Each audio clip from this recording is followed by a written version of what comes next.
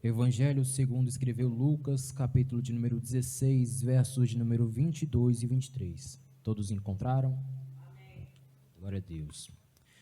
E assim está escrito: E aconteceu que o mendigo morreu e foi levado pelos anjos para o seio de Abraão.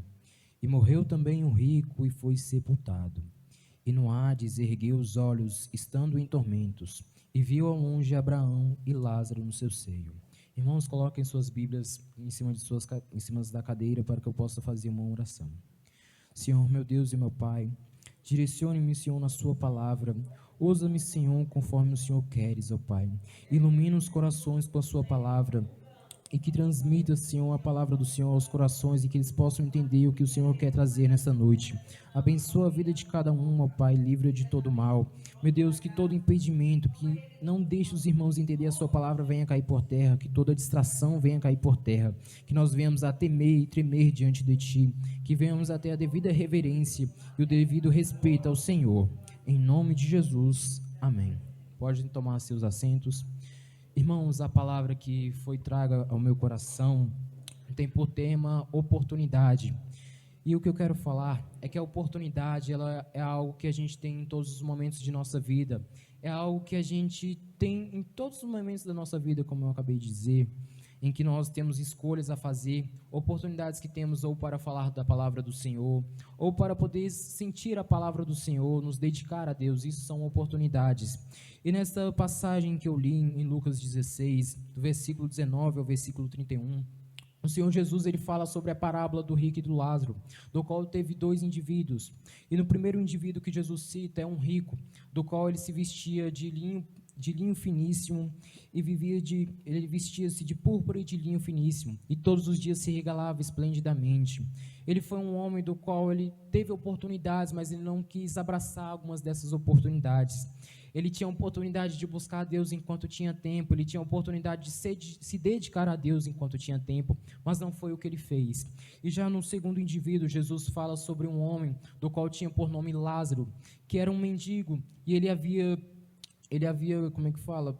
Ele desejava alimentar-se das migalhas que caíam da mesa do rico. Além disso, ele ainda tinha chagas, e pela vida terrena aos olhos do homem, era uma vida miserável, do qual ele não tinha dinheiro para se alimentar, não tinha dinheiro para poder ter vestes boas, e além disso, a doença o atacava. E no versículo de número 22, do qual é o versículo principal, assim dizer, que foi até o que eu li, Jesus fala que aconteceu que os dois morreram. Não foi só um, mas sim os dois. E o que eu entendo com isso é que a morte, ela vem sem aviso prévio. Ela ataca qualquer um sem momento que a gente esperar. E nessa passagem é possível nós entendermos isso. Tem uma passagem em 1 Pedro, capítulo 5, versículo de número 8, que diz: Sede sóbrios e vigiai, porque o inimigo, vosso adversário, anda em derredor, bramando como leão a quem possa tragar. Aqui podemos entender que o diabo, ele é a própria morte. Ele anda em nosso derredor, esperando só o momento certo para poder acabar com as nossas vidas. Principalmente as pessoas que vivem no mundo. O diabo sempre tenta acabar com a vida dessas pessoas para que eles não possam vir até Deus, para que eles não possam se chegar até Deus. Mas em Tiago, capítulo 4, versículo de número 8 diz: Chegai-vos, pois, a Deus, e Ele se chegará a vós. Limpai as mãos, pecadores, e vós de duplo ânimo purificai o coração. E no versículo de número 23, aqui vemos que, no versículo de número 22, no caso, a gente vê que o mendigo, ele foi levado pelos anjos para o seio de Abraão.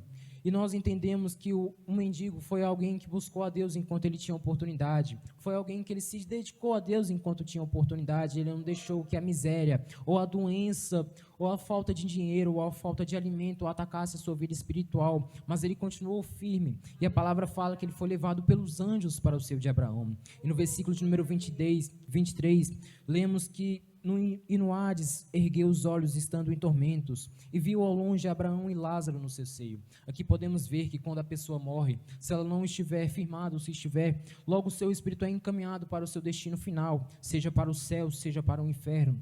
E a palavra do Senhor fala muito sobre o inferno, principalmente o pregador que mais falou sobre o inferno foi o próprio Jesus. Em Apocalipse, capítulo de número 20, versículo de número 10 diz: E o diabo que os enganava foi lançado no lago de fogo e enxofre, onde está a besta e o falso profeta. E dia e de noite serão atormentados para todo sempre. Aqui neste versículo nós podemos entender que o inferno é um lugar de tormentos, um lugar de 24 horas por dia, onde que as pessoas não têm direito a parar de ser atormentados. E aqui nós temos que entender algo, que nós temos que buscar a Deus enquanto a gente ainda tem oportunidade, porque nós não sabemos o dia de amanhã, não sabemos o que pode acontecer neste momento, porque a qualquer momento Jesus pode voltar, ou a qualquer momento a gente pode acabar morrendo de causas naturais, ou de causas simples que sejam, mas por isso que nós temos que nos preocupar com a nossa salvação. E no versículo 24, nós vemos que o rico, ele clamou a Abraão para que tirasse ele de lá, para que falasse a Lázaro, para que molhasse pelo menos a ponta do seu dedo, para que refrescasse aquele tormento do qual ele estava passando. E lá nós podemos ver que é um lugar onde que tem fogo, um lugar onde as pessoas são atormentadas 24 horas e não tem nem direito de beber um pouco de água. E nós vemos no versículo de número 25 que Abraão disse: Filho, lembra-te de que recebeste os teus bens em tua vida, e Lázaro somente males, agora este é consolado e tu atormentado. E além disso está posto um grande abismo entre nós e vós, de sorte que os que quisessem passar daqui para vós não poderiam, nem tampouco os de lá passar para cá. Nós vemos aqui um diálogo entre Abraão e o rico, e do qual nós vemos a trajetória todinha do rico, do qual ele fazia, do qual ele nem se dava conta ao pobre, do qual não dava nem alimentos a ele. E no versículo de número 27, temos a resposta do rico, e o rico diz: Rogo-te, rogo-te, pois, ó Pai, que o mandes à casa de meu pai, pois tenho 5 irmãos, para que lhes dê testemunho, a fim de que não venham também para este lugar de tormento. Aqui vemos que o rico, ele tinha plena consciência do que ele tinha feito, do que tinha acontecido na terra, e podemos entender que as pessoas que estão no inferno hoje, e das pessoas que vão para o inferno, elas vão ter plena consciência do que fizeram aqui na terra, elas vão ter plena consciência de que não buscaram Deus enquanto tinham oportunidade, não se dedicaram a Deus enquanto tinham oportunidade. Às vezes muitos se esquecem da palavra de Deus, muitos se esquecem do Evangelho.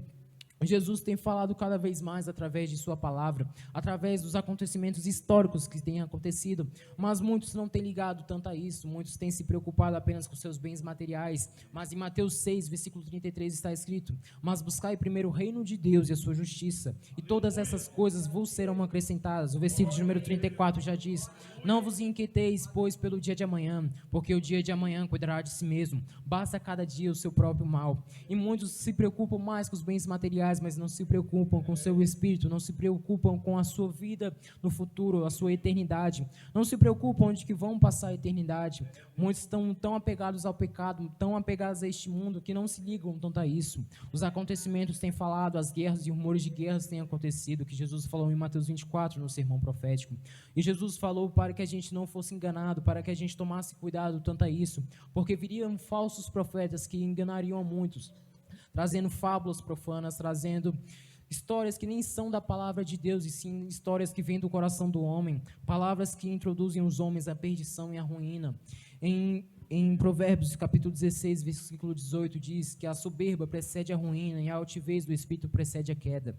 E nesse capítulo do qual nós lemos sobre a parábola do rico e Lázaro, nós podemos entender que as pessoas ricas, nem todas têm a possibilidade de chegar ao reino dos céus, porque muito do dinheiro acaba afetando suas vidas. Em 1 Timóteo, capítulo 6, versículo 9, diz: Mas o que querem ser ricos caem em tentação e em laço, e em muitas concupiscências loucas e nocivas, que submergem os homens na perdição e ruína. E no versículo de número 10 diz: Porque o amor do dinheiro é a raiz de toda espécie de males. E nessa cobiça alguns se desviaram da fé e se traspassaram a si mesmos com muitas dores. Nós podemos entender aqui que o dinheiro acaba afetando a vida de muitos. Muitos, quando começam a ter muitos bens materiais, muitas riquezas, acabam se esquecendo da sua vida e acabam ficando soberbos, orgulhosos. Mas como eu falei aqui em Provérbios 16, 18, que a soberba ela precede a ruína e a altivez do espírito precede a queda, acaba com a vida de muitos, e muitos acabam se afastando dos princípios do Evangelho. Muitos até dentro da igreja, quando começam a ter agendas demais, começam a ter grandes congregações a irem, acabam se afastando do princípio do Evangelho por causa do dinheiro, se afastam por causa dos bens materiais e não se preocupam que a soberba ela pode acabar com a vida deles. Muitos acabam se afastando dos princípios do Evangelho. E neste versículo de número 29 diz: Abraão diz: eles têm Moisés e os profetas, ouçam-nos. Aqui eu entendo que isso foi uma oportunidade que o rico teve, e é uma oportunidade que os seus irmãos, seus 5 irmãos, estavam tendo. E muitos não querem acreditar nas oportunidades que vêm. Deus vem apenas com coisas simples, vem apenas com palavras, mas muitos acabam não querendo ouvir a palavra. Muitos ficam com tanto pecado em suas vidas que acabam ficando cegos e desviados, acabam se perdendo neste mundo.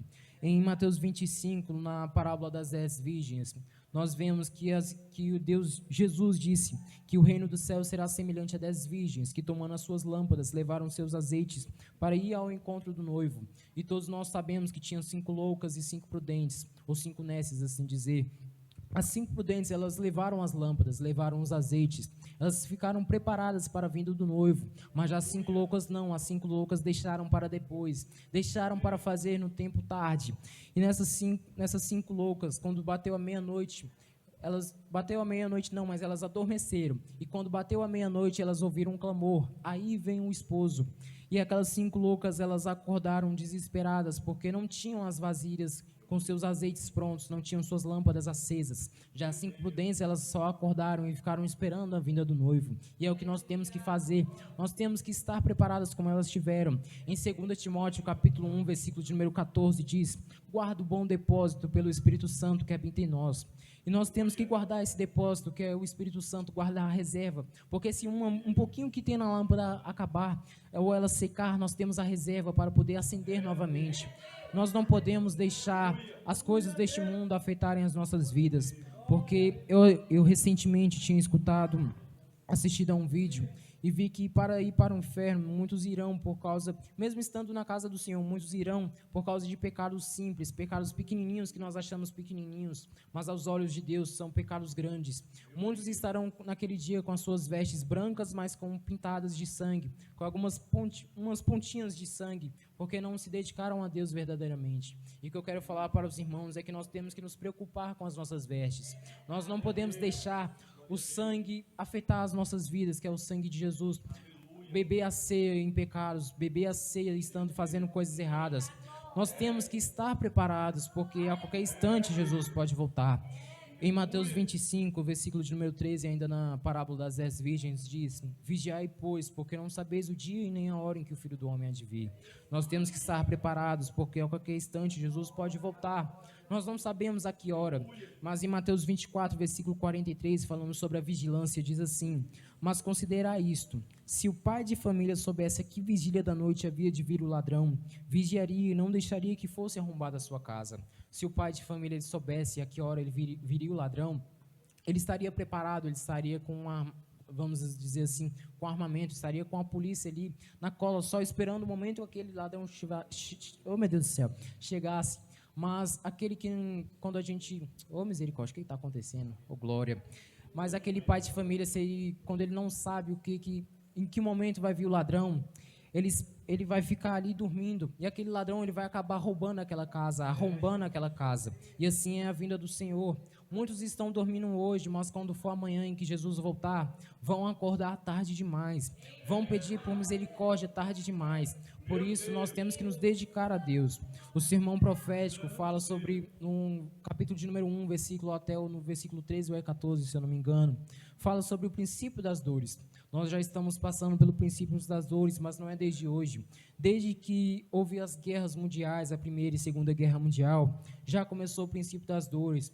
O momento em que muitos começaram a odiar uns aos outros foi o princípio das dores. O momento em que muitos se esqueceram do princípio do Evangelho, começou a chegar a palavra de Deus a se concretizar. Em 1 Timóteo, no capítulo de número 4, versículo de número 1 ao 5, diz sobre a apostasia nos últimos tempos. E este tempo é o que estamos vivendo, em que muitos estão se esquecendo do princípio do Evangelho, estão se afastando do princípio do Evangelho por coisas bestas, por coisas inúteis e fúteis, mas não estão se preocupando com a sua vida espiritual. Depois que a pessoa ela para de se dedicar a Deus verdadeiramente, ela começa a esfriar, assim como foi na igreja de Sardes. Eu acho que em Apocalipse capítulo 3, fala sobre a igreja de Sardes, do qual era uma igreja que ela apenas tinha aparência, apenas fingia que louvava a Deus, apenas fingia que se dedicava a Deus na igreja, mas eram umas pessoas que viviam só na igreja e não viviam uma vida espiritual com Deus, não se dedicavam a Deus. Em Mateus 6, versículo 6, diz que nós temos que ir até o nosso quarto